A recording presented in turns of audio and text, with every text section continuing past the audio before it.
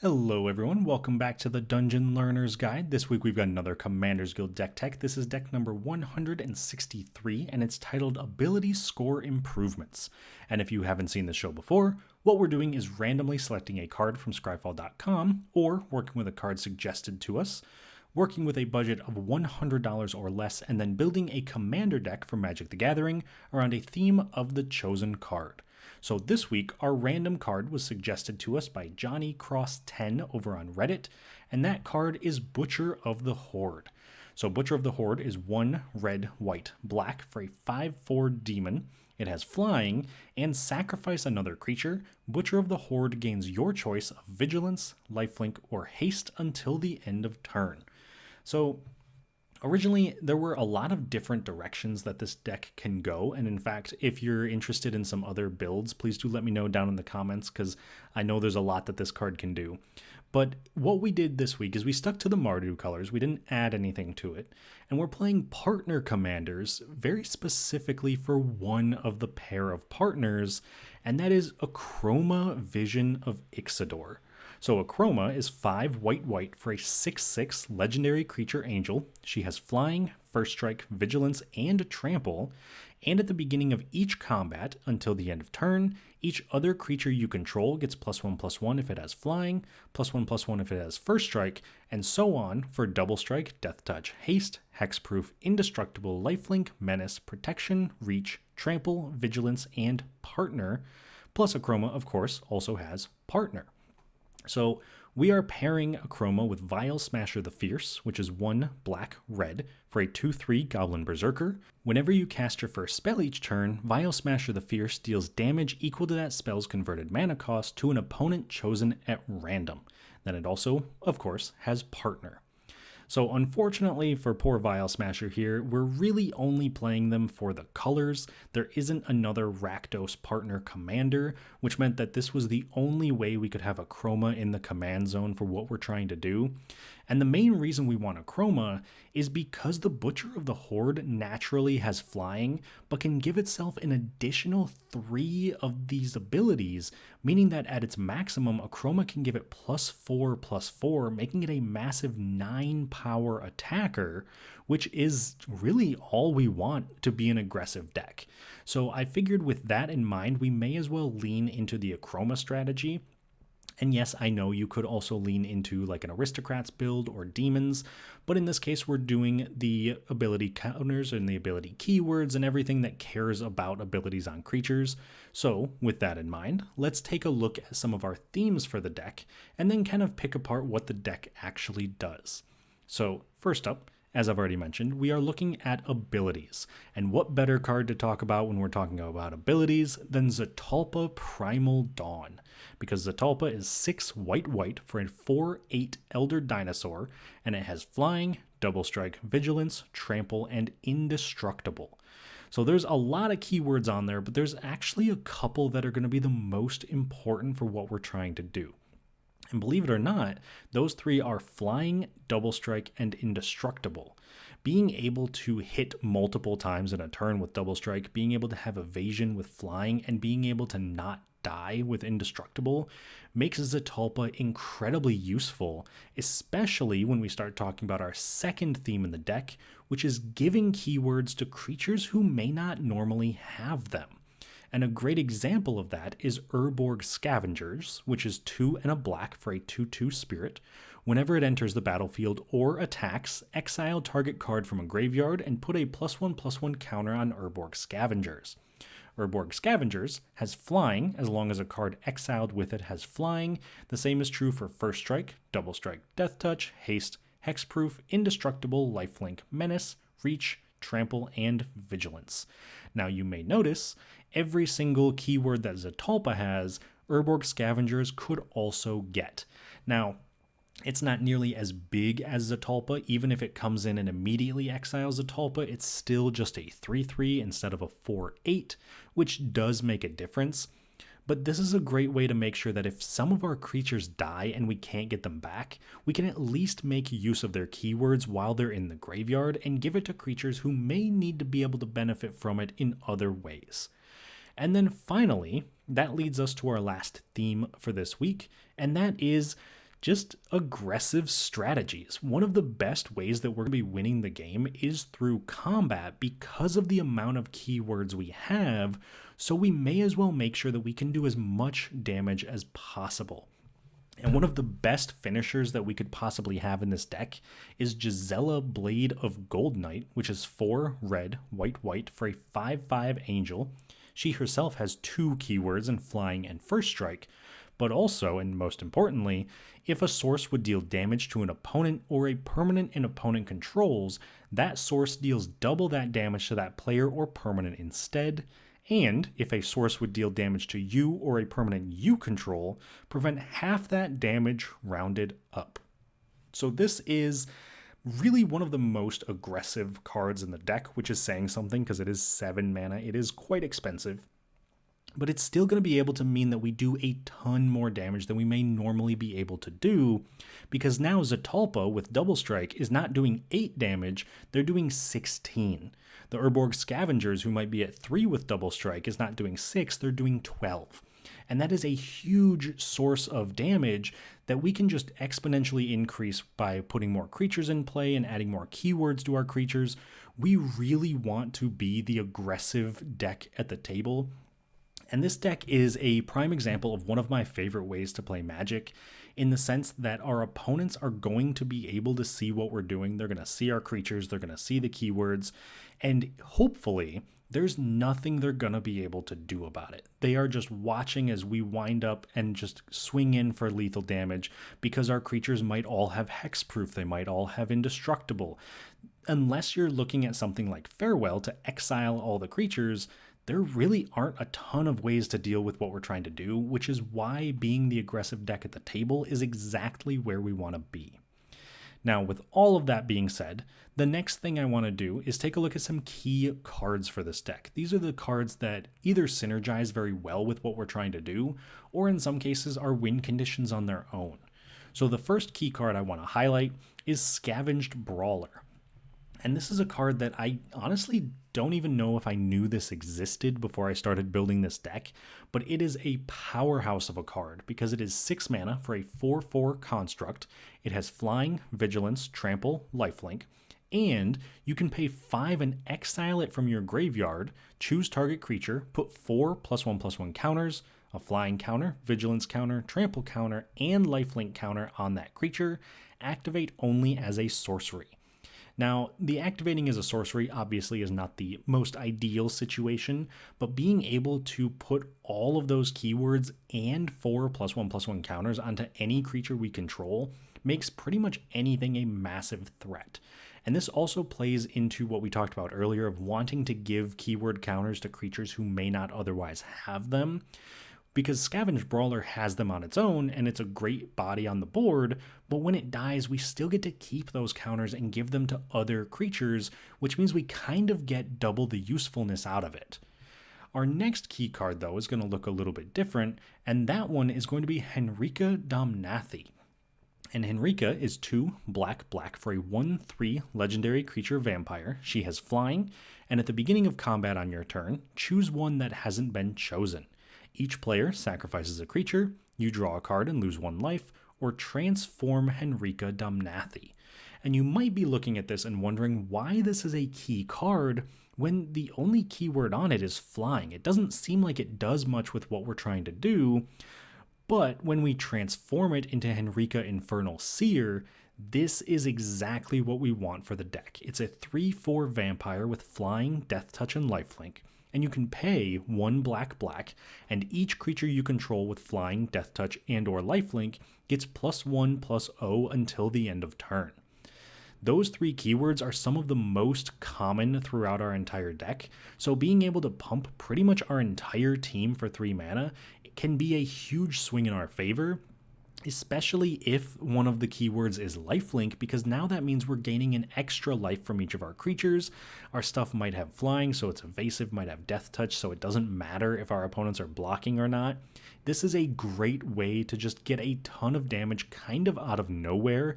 And again, our opponents can definitely see this coming, but in an ideal world, there won't be much they're going to be able to do about it. And then finally, we move to the last key card, and if you know anything about keyword decks, you probably saw this card coming. This is Odric Lunarch Marshal. Odric is far and away the most important card in this entire deck, despite the fact that he actually has no keyword counters himself. He is 3 and a white for a 3/3 human soldier. At the beginning of each combat, notably that is each combat, not just our combat, that also includes our opponents, creatures you control gain first strike until the end of turn. If a creature you control has first strike, the same is true for flying, death touch, double strike, haste, hexproof, indestructible, lifelink, menace, reach, skulk, trample, and vigilance. This gives every keyword that our creatures have to every other creature we have on board. And yes, there might be a couple that get lost in there, and if I'm being perfectly honest, we have no skulk creatures, so that one is mostly irrelevant. But this is still a great way to make sure that we are getting in with a ton of creatures very, very quickly. And one of the nice tricks we can do with this is build up a board and then drop a random haste creature, so now all of our creatures have haste, and we can just kind of smack our opponents out of nowhere when they weren't even expecting it. So obviously, we want to be able to do this pretty consistently, which is why we have so many of the keyword counters on our other creatures, but being able to do it every single turn means that we have a great way to attack, but if we have vigilance, we also have a great way to defend, because now our creatures are getting all those keywords every single combat. Our opponents aren't going to be able to attack us, we're going to be able to keep attacking them, and slowly we're going to be able to just kind of whittle down people's health and start knocking people out of the game. So Odric, like I said earlier, definitely the all-star of this deck. This is one of the main reasons I wanted to lean into this strategy. I love Odric a lot. I think it's a super fun commander, a super fun creature, but of course, not in our command zone this time. We get to add black and red, which makes him even better. So before I ramble on too much, let's move on to the next piece of our deck tech, which is going to be the cool interactions. So these are cards that synergize very well together, and in some cases are value engines that help push us toward a win, but in other cases are just fun cards that I like to highlight. So the first cool interaction that I want to talk about is between Odric Bloodcursed and Daring Fiendbonder. So Odric, definitely a different version of Odric, not quite as strong in this specific archetype. I'm sure if you build around it, it can be very powerful, but it is 1 red-white for a 3/3 vampire soldier. When Odric Bloodcursed enters the battlefield, create X blood tokens, where X is the number of abilities from among flying, first strike, double strike, death touch, haste, hexproof, indestructible, lifelink, menace, reach, trample, and vigilance found among creatures you control. Then we're going to combine that up with Daring Fiendbonder, which is 3 and a black for a 5/1 human warlock. It's got haste. Daring Fiendbonder attacks each combat if able, and you can pay 1 and a black and exile it from your graveyard to put an indestructible counter on target creature, but you can only activate this ability anytime you could cast a sorcery. So you might be wondering why these two work so well together, because Daring Fiendbonder has haste, but that's only going to get us 1 blood token.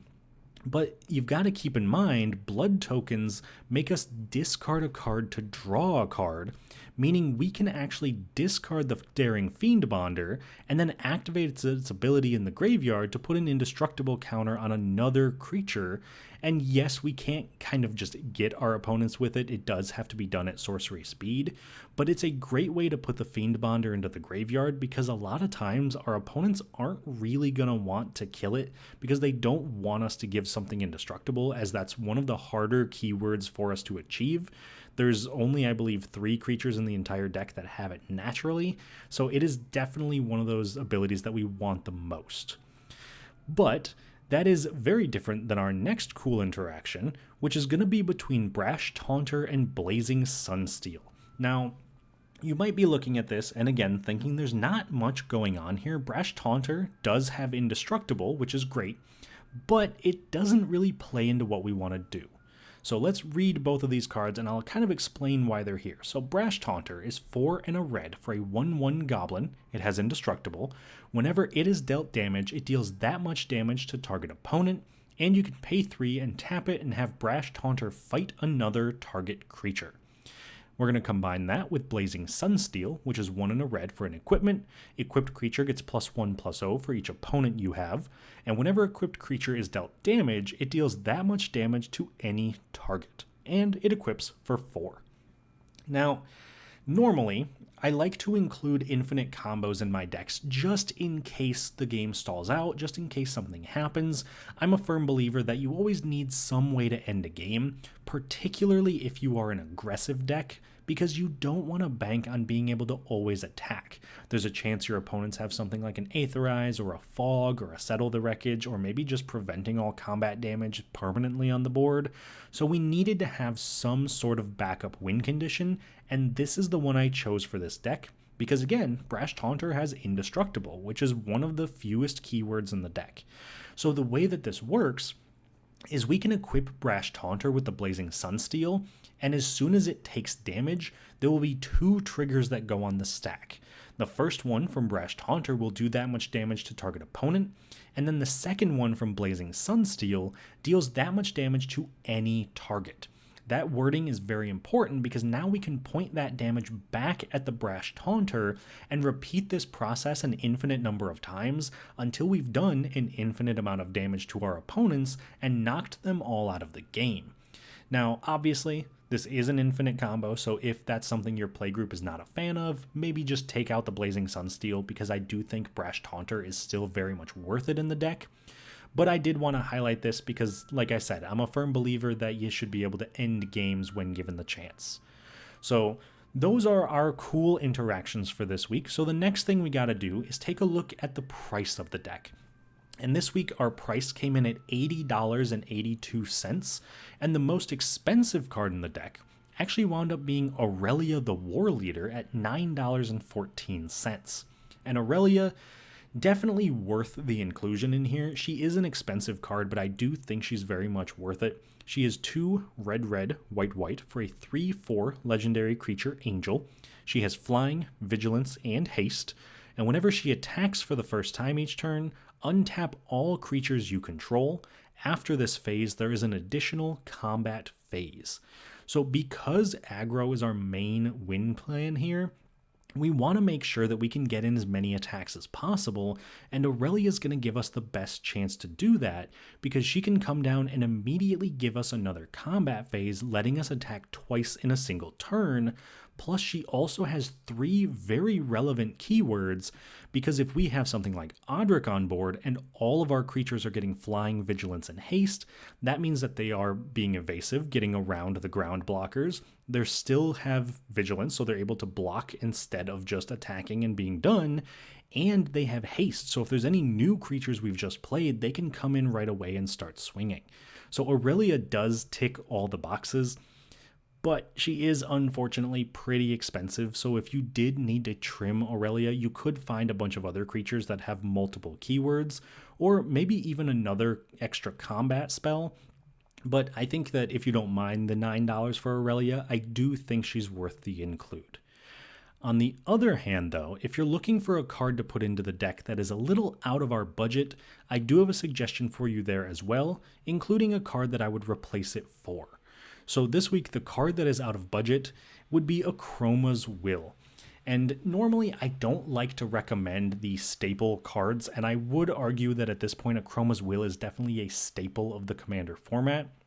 But I think it works incredibly well in this deck in particular, because it is 3 and a white for an instant. Choose one. If you control a commander as you cast this spell, you may choose both. Creatures you control gain flying, vigilance, and double strike until the end of turn. Or creatures you control gain lifelink, indestructible, and protection from all colors until the end of turn. Essentially, if we have Akroma in play and we cast Akroma's Will, which 1, very flavorful, and 2, gives us 6 total keywords, means that all of our creatures get a minimum of +6/+6 when we move to combat, plus the flying, vigilance, double strike, lifelink, indestructible, and protection, which essentially guarantees them unblockable. So there's a very good chance that if we have our commander and we cast Akroma's Will, we could straight up just win the game right there. Now, Obviously, though, if we are putting in a card to the deck, you would have to take a card out, and I think the card to take out would be Crystalline Giant. And Crystalline Giant is 3 mana for a 3/3 artifact creature giant. At the beginning of combat on your turn, choose a kind of counter at random that Crystalline Giant doesn't have on it from among flying, first strike, death touch, hexproof, lifelink, menace, reach, trample, vigilance, and +1/+1. Put a counter of that kind on Crystalline Giant.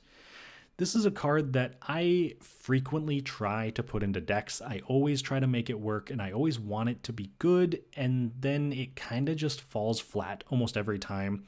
So I would call this a bit of a pet card of mine, but unfortunately I've never seen it do quite what it wants to do. And originally putting it into this deck, my thinking was that it gets all of these ability counters, and that could be very impressive and it could be very strong. But most likely what happens in a game is that it gets 1, maybe 2 of these keywords before somebody decides they have to kill it, or you get it down too late in the game for it to even matter. So it never quite does what I want it to do. If you have any stories of Crystalline Giant doing incredibly well, please do let me know down in the comment, because it's a card that I want to keep trying, but I definitely have not seen its success. So I would love to hear success stories from it if you have any. Otherwise, though, this would be the suggestion I make for the replacement this week. Now, before we jump into a game with this deck, because we do have to see how this deck performs in a game, I want to take a second to highlight some of the ways you can help support the channel if that's something you're interested in doing. Of course, you can always just like the video and subscribe to the channel. That is always incredibly helpful, and I really do appreciate everyone who goes out of their way to help support us. But if you're looking to support us a little bit more, you can find us on a bunch of different social media accounts, as well as Patreon and right here on YouTube as a channel member, where you can join the amazing people listed below, such as William Swiftfoot, Doodle, Eric Hui, Jeff Winger, Jeffrey Boos, Salty and Sunshine, Tyler Esme, Sven von Nimwegen, Patty Whack, and Richard. And if you would like to join all of them for some pretty good things, such as joining a Discord where we brew up a lot of the decks and play the games, you could get the deck lists a week early, you can get access to the unedited gameplay videos, and the guarantee from me that any of your suggestions will be turned into videos eventually. Of course, I will try to get to everyone's suggestions, but I can't promise to get to them in the same way I can our patrons and channel members. So, with all of that being said, let's move on before I start rambling too much and talk about the game this week. So this week we are going to be joined by 3 separate opponents, and in this case it is Cole playing Lord Windgrace, Richard playing John Irenicus Shattered One, and Doodle playing the Second Doctor and Vissler Turlo. So starting off with Cole and his Windgrace deck, this is a landfall deck, so he really wants to just be playing as many lands as possible. He wants to be putting them into his graveyard so he can get them back. He wants to be discarding them and drawing cards and just kind of doing landfall things. And I haven't played against Cole's specific Lord Windgrace deck, but I have played against a bunch of Windgrace decks in the past. They are all incredibly powerful. Just the ability on Lord Windgrace to +2 and draw 2 cards by discarding a land, and then being able to -3 and return 2 lands from your graveyard to the battlefield, makes him very powerful in the command zone. And I very rarely ever see Lord Windgrace's -11 ability, but I don't think the deck typically needs it. So I think out of all of our opponents, this is probably the one I have my eye on the most going into this match. Next up, we have Richard's John Irenicus deck, and he calls this his Demonic Possession deck. His main goal with this is to play these giant demons that have huge downsides, and then give them away to his opponents, essentially acting as a bit of a horror movie possession style. It's definitely a very cool concept, one I haven't seen before. I've never played against a John Irenicus deck, but I do know that there are a ton of demons with some pretty big downsides, so this is a deck that I'm very interested to see how it works.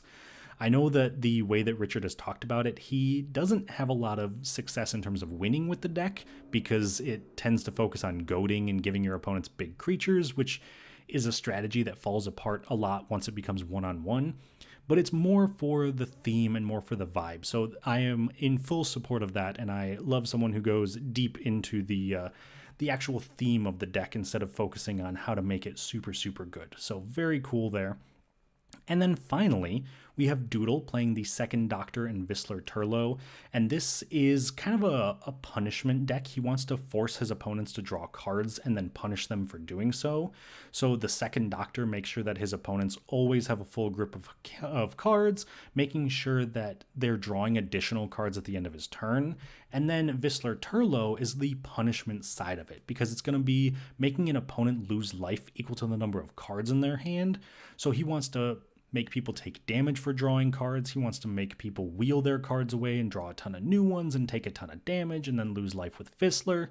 So this is, I'm sure, going to be a very brutal deck to face. I know that the card draw punishment has gotten a lot better recently, which is definitely a good thing. Definitely something that should be hated on sometimes in Commander. So I'm very interested to see how this goes. Again, another deck that I have not played against before. So we'll see how this goes. I think with all of these decks, I am the most concerned about Lord Windgrace, just because I know what it can do, but maybe my opinion will change by the end of it once we see what these other decks can do as well.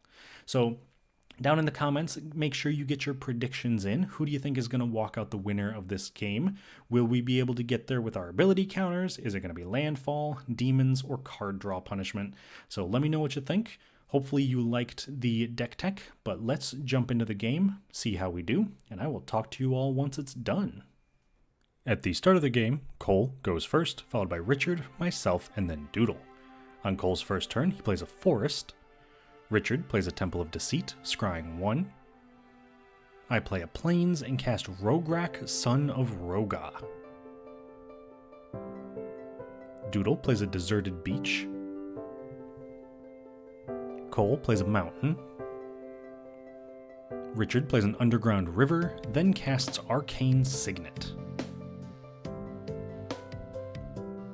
I play a swamp and attack Richard for 0 to send a message. Then, in my second main phase, I cast an Orzhov Signet.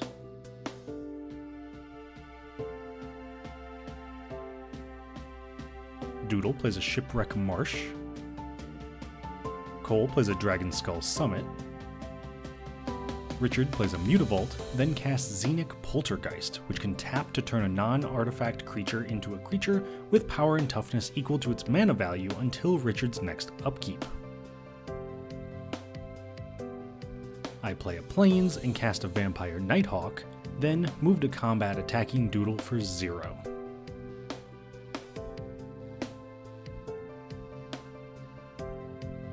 Doodle plays a Shattered Sanctum. Cole plays a Haunted Ridge, then casts Braid's Arisen Nightmare, letting him sacrifice a permanent in his end step, and letting each opponent either sacrifice a permanent of the same type, or lose 2 life while Cole draws a card. This turn though, he chooses not to sacrifice a permanent. Richard plays a Swamp and casts Sig River Cutthroat, drawing a card in each end step if an opponent lost 3 or more life that turn. I play a Swamp, cast a Soul Ring, and then also cast Concerted Effort, so at the beginning of each upkeep, all my creatures get Flying, Fear, First Strike, Double Strike, Landwalk, Protection, Trample, and Vigilance if any of my creatures have those keywords. I then attack Cole for 0, finishing Rograk's tour around the table, and also attack Richard for 2 with the Nighthawk, also gaining 2 life thanks to Lifelink. On Doodle's turn, he plays a Command Tower, then casts his commander, the second Doctor, giving all players no maximum hand size and letting each player draw a card in their end step, but if an opponent does, they can't attack Doodle until his next turn. When Doodle moves to his end step this turn, each player chooses to draw a card. Cole attacks me for 3 with Braids on his turn. Then, in his second main phase, plays a Necroblossom Snarl, revealing a forest so it comes into play untapped, and casts his commander Lord Windgrace, activating his +2 ability to discard a land and draw 2. Then in his end step, he sacrifices a mountain with Braids, and since none of his opponents also sacrifice a land, we all lose 2 life and Cole draws 3. Sig also triggers in the end step since I lost 3 life, letting Richard draw a card. On Richard's turn, he plays a Swamp, then casts a Soul Ring, and also casts his commander John Irenicus Shattered One, letting him give an opponent control of a creature he controls in his end step, putting 2+1/+1 counters on it, tapping it, preventing it from being sacrificed, goading it for the rest of the game, and letting Richard draw a card when a creature he owns but doesn't control attacks. He then activates Mutavault, turning it into a 2/2 creature, and attacks Windgrace for 1 and Cole for 3, drawing a card in his end step with Sig.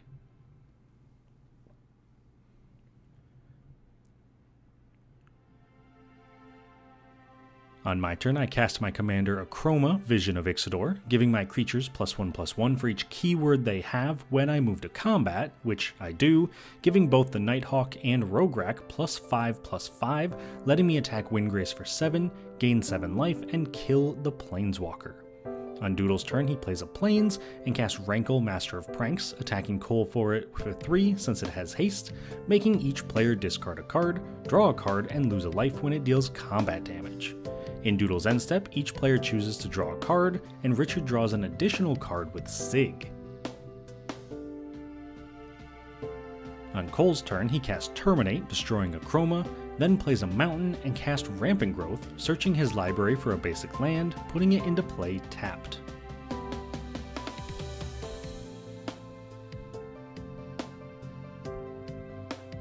Richard plays a Faceless Haven, then casts Thran Dynamo, also casting Talisman of Dominance, and casts Abyssal Persecutor, preventing himself from winning the game and preventing his opponents from losing the game.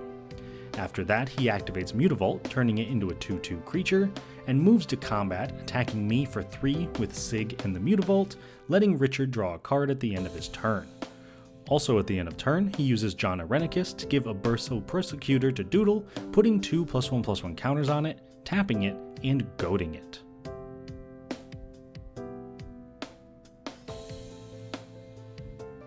On my turn, I play a Temple of Triumph, scrying 1, cast a Secret Rendezvous, letting Richard and I both draw 3 cards, then I cast a Commander Sphere, followed up by casting Mirror Shield.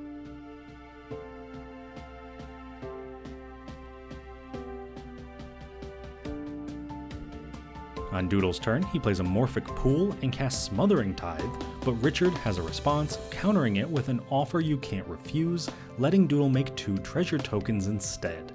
Once that resolves, Doodle casts Dimir Signet and goes to combat, attacking Richard for 3 with Rankle and me for 8 with the Persecutor.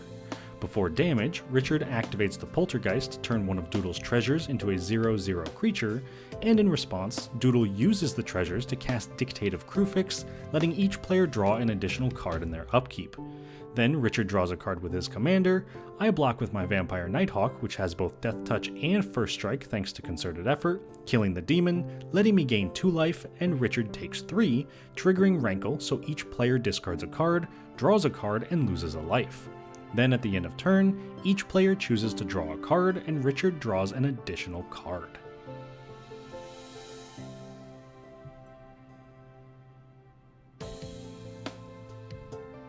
In Cole's upkeep, he draws an additional card, then casts Culling Ritual, destroying all non-land permanents with mana value 2 or less, then making a green or black mana for each permanent destroyed this way. This wipes away most of the board and leaves Cole with an additional 9 mana. Once that's resolved, Cole casts Omnath, Locus of Rage, making a 5/5 elemental token whenever a land enters under his control, and then doing 3 damage to any target when an elemental he controls dies.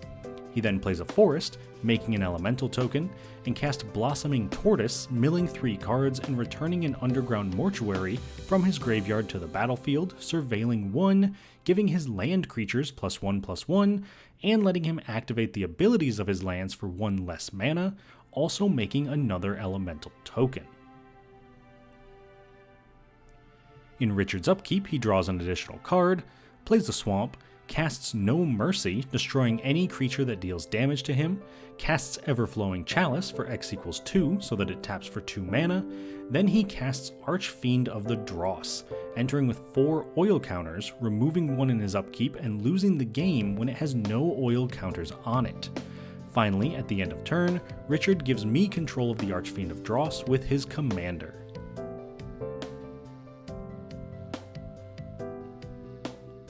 In my upkeep, I remove an oil counter from the Archfiend and draw an additional card. I then play a Temple of Malice, scrying 1, and cast Rankle and Torbrand, which has haste, so I use it and the Archfiend to attack Cole for 11 total damage, letting Richard draw a card, and when Rankle and Torbrand deal damage, everyone makes a treasure token. At the end of turn, Richard uses Zenic Poltergeist to turn Doodle's treasure into a 0/0 creature, which immediately dies. In Doodle's upkeep, he draws an additional card, then moves straight to combat, attacking Richard for 3 with Rankle, making each player discard a card and sacrifice a creature when it deals damage, killing Rankle because of the No Mercy, and then also killing the second Doctor, Zenic Poltergeist, Rankle and Torbrand, and one of Cole's elementals, letting him do 3 damage to Vampire Nighthawk, killing that as well. In Doodle's second main phase, he cast Farewell, exiling all creatures, artifacts, and enchantments. In response, I sacrifice my Commander Sphere to draw a card, then the board wipe resolves. On Cole's turn, he recasts his Commander Lord Windgrace, immediately activating his +2 ability, discarding a land to draw 2, then plays a Karplusan Forest. Richard plays a Shipwreck Marsh and casts Decanter of Endless Water, gaining no maximum hand size. He also cast Propaganda, making his opponents pay 2 mana to attack him with a creature, and cast Demonic Taskmaster, making him sacrifice another creature in his upkeep.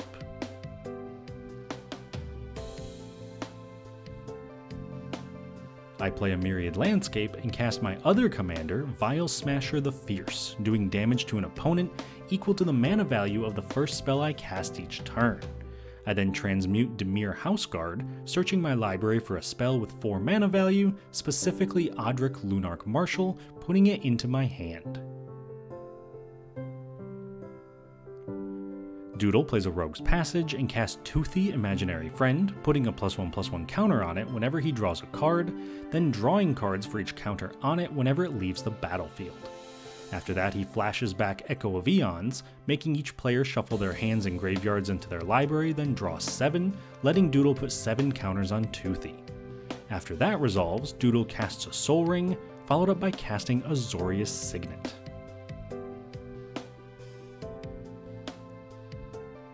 Cole casts Exploration, letting him play an additional land on each of his turns, then casts Radha Heart of Keld, letting him play lands from the top of his library, which he does, playing a Smoldering Marsh, and then activates Lord Windgrace's +2 ability to discard a card and draw 2. After that, he casts a Spring Bloom Druid, sacrificing a forest when it enters to let him search his library for 2 basic lands, putting them into play tapped. Richard plays a Command Tower and casts Thought Vessel, gaining no maximum hand size, then recasts his commander, John Arenicus, using him to give Cole control of Demonic Taskmaster at the end of his turn, after using the Taskmaster to attack Doodle for 4 first.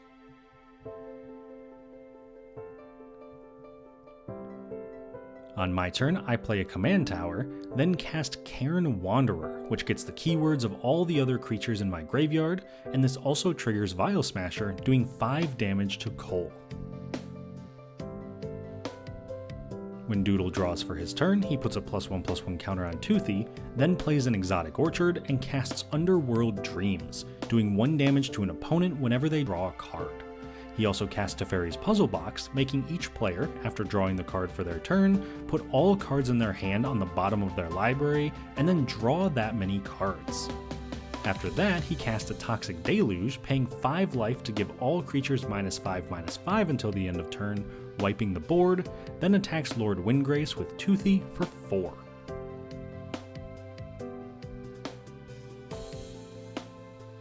When Cole draws for turn, he puts 8 cards onto the bottom of his library, draws 8, and takes 8 damage.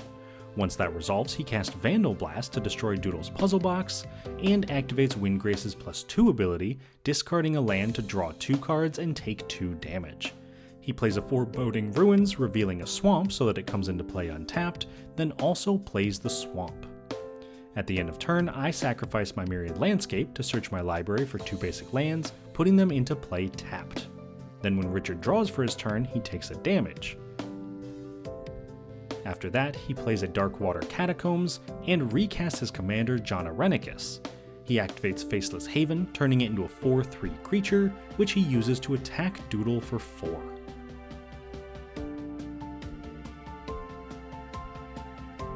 When I draw for my turn, I take a damage, play a mountain, and then cast Scavenged Brawler, which has Flying, Vigilance, Trample, and Lifelink. When Doodle draws for turn, he puts a +1/+1 counter on Toothy, plays an Underground River, and recasts his commander, the Second Doctor, before casting his other commander, Visler Turlo, which Cole gains control of when it enters the battlefield, goading it for as long as he controls it, and then also making him draw a card in his end step and lose life equal to the number of cards in his hand. At the end of turn, Doodle draws a card with the Second Doctor, putting a counter on Toothy, but everyone else declines. Also at the end of turn, Cole casts Roiling Regrowth, sacrificing a land and searching his library for 2 basic lands, putting them into play tapped.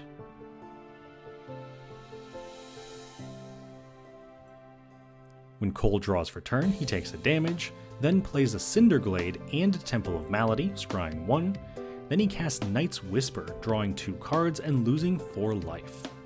After that he casts Ignoble Hierarch and moves to combat, attacking me with Visler, getting an Exalted trigger from the Hierarch to give it +1/+0 so that he's a 3/5 creature, and I block with my Brawler, gaining 4 life and not killing either creature. Unfortunately for Cole, he can't find a way to survive this turn, so he goes out on his own terms, activating Lord Windgrace's +2 ability, discarding a land to draw 2 cards, taking 2 damage, getting knocked out of the game, and returning Visler to Doodle. When Richard draws for turn, he takes a damage, plays a Rogue's Passage, and then recasts Soul Ring. He also casts Liege of the Pit, forcing him to sacrifice a creature in his upkeep other than Liege of the Pit, or take 7 damage from it. In his end step, Richard gives me control of Liege of the Pit with his commander, putting 2 +1/+1 counters on it. This also means that in my upkeep, I'm forced to sacrifice my Brawler to the Liege, and then when I draw for turn, I also take a damage. After that, I play a Swamp and activate the Brawler's ability from the graveyard to exile it, put 4 +1/+1 counters, a lifelink counter, vigilance counter, flying counter, and first strike counter onto the Liege of the Pit. This lets me attack Doodle for 14 total damage, gaining 14 life. Then in my second main phase, I cast a Boros Signet, and I also recast my Ixidor Vial Smasher, but Doodle has a response, countering it with Arcane Denial, letting himself draw a card in his upkeep, putting a counter on Toothy, while I get to draw 2 and also take 2 damage. When Doodle draws for his turn, he puts another counter on Toothy, then casts Fairy Mastermind, drawing a card whenever an opponent draws their second card each turn. After that he casts Flux, letting each player discard any number of cards and draw that many, while Doodle draws an additional card. This has Doodle discarding 2, drawing 3 and putting 3 counters on Toothy, Richard discarding 4, drawing 4 and taking 4 damage, and me discarding 3, drawing 3 and taking 3. This also triggers the Mastermind, letting Doodle draw an additional 2 cards and put another 2 counters on Toothy.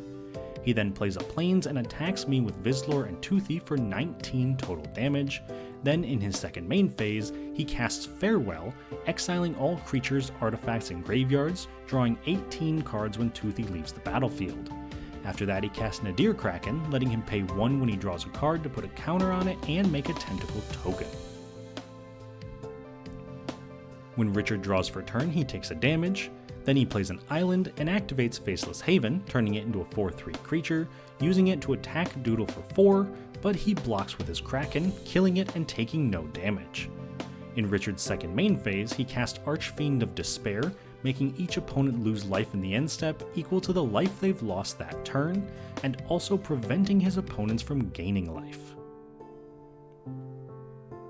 When I draw for my turn, I take a damage, then I play a mountain and cast Zetalpa Primal Dawn, which has Flying, Double Strike Vigilance, Trample, and Indestructible. I also cast Mirror Shield, immediately equipping it to Zetalpa to give him Hexproof.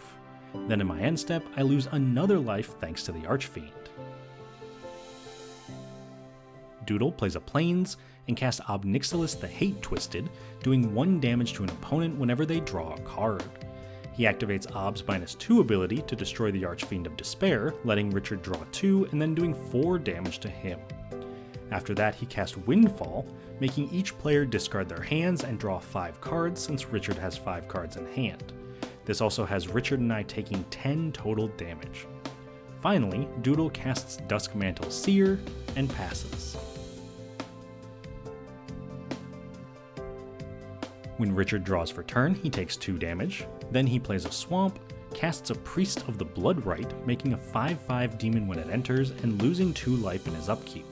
Then he cast a Darksteel Plate, equipping it to his new demon to give it Indestructible.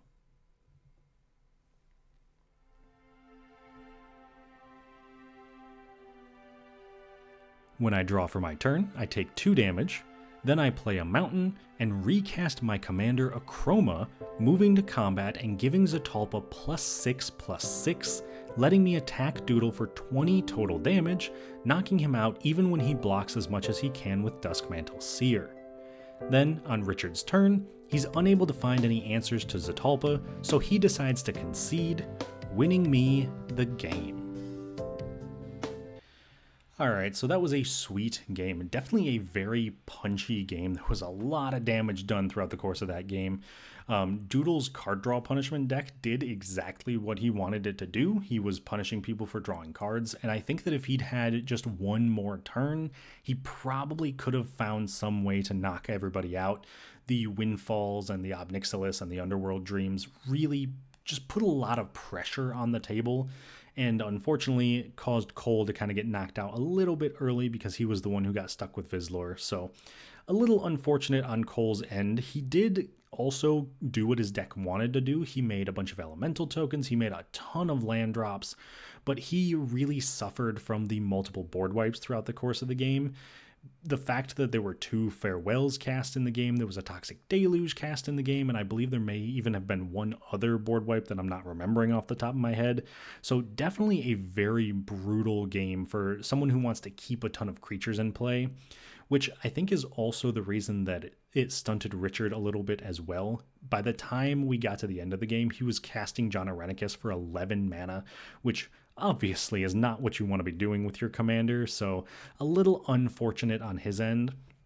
And then for us, we also really took some damage from the board wipes. We struggled a lot to keep up, but I think because we were able to keep pushing through damage and just keep playing massive creature after massive creature, the board wipes kept happening, but we were the ones able to keep refilling our board the most effectively, and I think in the end that's really what allowed us to win. And that's made even more efficient by the fact that we did have Zetalpa at the end of it, and Doodle had already cast Farewell twice, so there was a very good chance we weren't going to see it a third time. And since Zetalpa had hexproof at that point, there was almost nothing our opponents could do to get it off the board, and we could just kind of start knocking people out. So very impressed by the deck. I think it really did what it wanted to do. Let me know down in the comments if there's any cards you think I might have missed, or any cards that you think I put in the deck that maybe don't quite belong. And other than that, I hope you all enjoyed it. I hope you liked the deck tech and the gameplay. Please do like the video, subscribe to the channel, and I will see you all on the other side of the Dungeon Learner's Guide.